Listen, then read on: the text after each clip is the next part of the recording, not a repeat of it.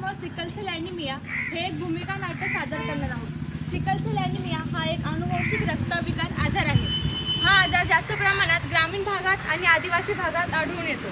त्यामुळे त्याचे काही कारणे, त्याची लक्षणे व त्याचे प्रतिबंध आणि जनजागृतीबाबत आम्ही तुम्हाला एक अगदी सोप्या भाषेत भूमिका नाट्य सादर करून दाखवणार आहोत। ते तुम्ही लक्षपूर्वक बघावे ही आमची नम्र विनंती। जन जन को जगाना है, सिकल सेल को मिटाना है।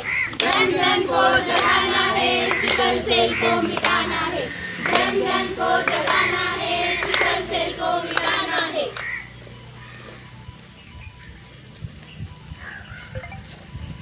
या बसा बसा। मुला मुलीची 36 जण जुळत आहेत आणि पत्रिका पण खूप छान आहेत। लवकरात लवकर आपण त्यांचे लग्न लावून देऊ।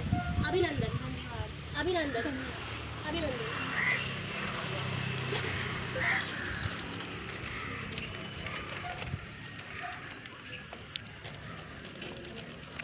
काही दिवसानंतर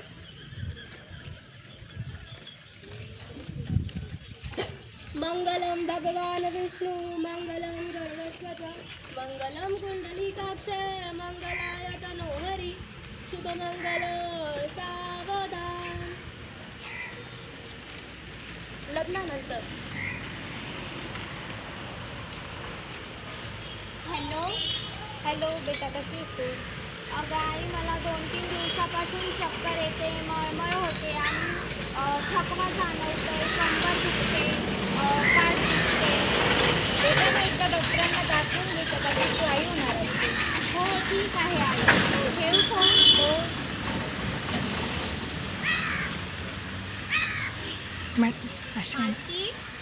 हो आई, बोला ना, काय झालं तुला? अहो आई, मला बरंच नाही वाटत, म्हणजे 2-3 दिवसापासून मला असं चक्कर येते, उलट्या होत आहे, मळमळ होते, कंबर दुखते, पाठ दुखते। तुषार, मालतीला घेऊन दवाखान्यामध्ये जा। हो आई, चल मालती। दवाखान्यामध्ये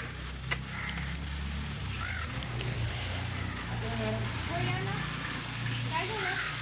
अहो मॅडम, मला चक्कर येते, मळमळ होते, उलट्या होत आहे आणि कंबर दुखते, पाठ दुखते। बरं, कधीपासून हा त्रास होतो तुला? 2-3 दिवसापासून। तुझा महिना आला का? नाही।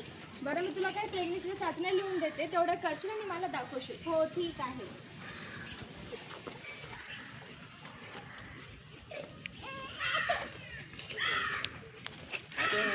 हो या ना। आणले? हो। अभिनंदन, तुम्ही आई बाबा होणार आहात। बरं, मी तुम्हाला आता काही रक्ताच्या चाचण्या लिहून देते, गरजेच्या चाचण्या आहेत तेवढ्या करशील आणि मला रिपोर्ट आणून दाखवशील, ठीक आहे? नाही नको, काय गरज नाही, नंतर दादा, गरजेच्या चाचण्या असतात त्या। नाही नको, नंतर करू, चल मालती। घरी आल्यानंतर तुषार, हा आई, दवाखान्यामध्ये गेल्यानंतर तुला डॉक्टर बाईने काय सांगितलं होतं? अगं तू आजी होणार आहे अरे वा, आणि अजून त्यांनी चाचण्या पण करायला लागल्या। असं काही नको करू, असं आमच्या काही नव्हतं। तर तिला भरपूर खायला सांग, आराम करण्यासाठी सांग आणि तिच्याकडे खूप सारं काम करून घे, तिची नॉर्मल डिलिव्हरी होऊन जाईल। काही वेळानंतर काय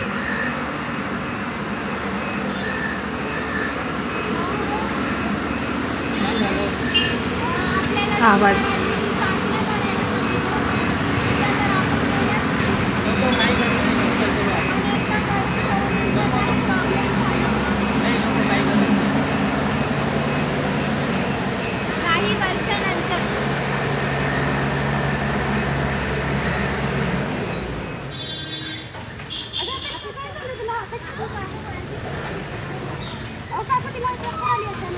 चल आपण हिला दवाखान्यामध्ये घेऊ।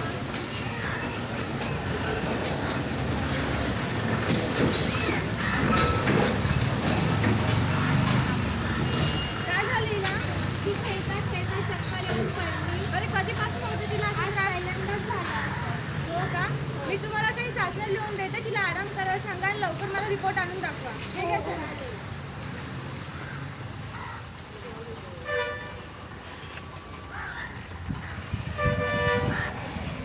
आणले रिपोर्ट? अहो, ती सिकल सेल ॲनिमिया पॉझिटिव्ह आहे। हे काय असतं? बरं, सांगते पुढे।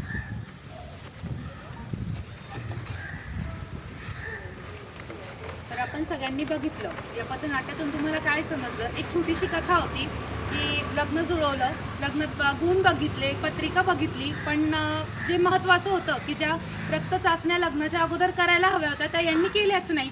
पण बघ त्याच्यानंतर काय झालं, लग्न झालं, त्या डॉक्टरांनी तिला टेस्ट सांगितल्या करायला, त्या त्यांनी केल्या नाही, त्या टाळल्या. काही वर्षानंतर जे गुणदोष होते त्यांच्यामध्ये, त्यांचे गुणदोष हे त्यांच्या मुलीमध्ये आले. ती मुलगी चक्कर येऊन पडली. का पडली? त्याचं कारण डॉक्टरांनी काय सांगितलं का सिकल सेल ॲनिमिया. आता सिकल सेल ॲनिमिया काय असतो?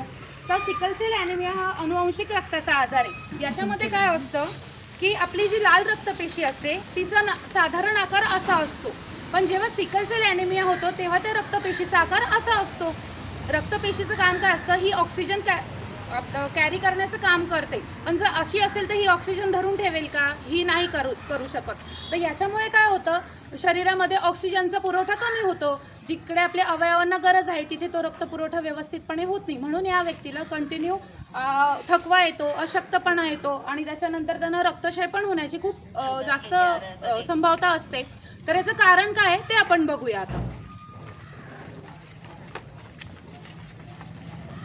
त्याचे कारण असे आहेत की पहिलं कारण त्याचं अनुवांशिक कारण म्हणजे आईवडिलांना जर असेल तर तो मुलांमध्ये उद्भवत असतो.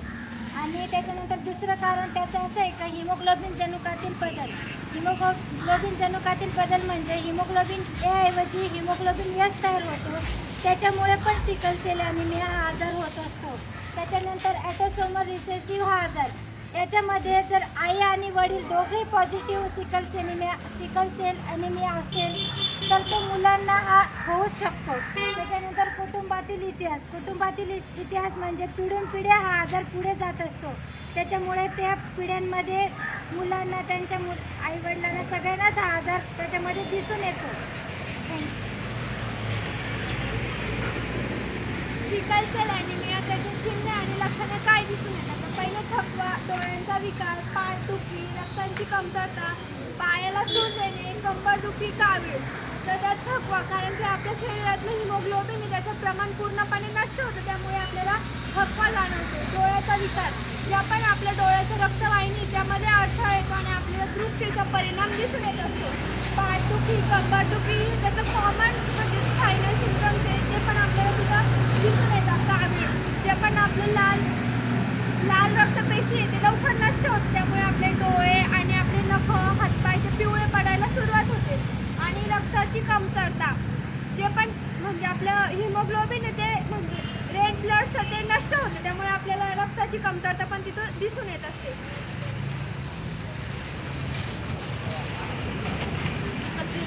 आपण त्याच्यामुळे आपल्याला काय अडथळे येऊ शकतात ते आपण बघू.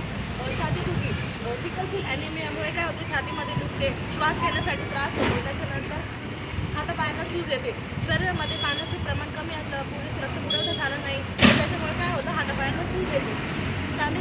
सांधेदुखी काय होते की आपला म्हणजे रक्त पुरवठा व्यवस्थित न झाल्यामुळे आपल्याला कसं होतं, अशक्तपणा येतो, सांधेदुखी होते, तसंच पाठ दुखते. त्याच्यानंतर काय होतं, रक्तवाहिन्यांमध्ये अडथळा, जसं सांगितलं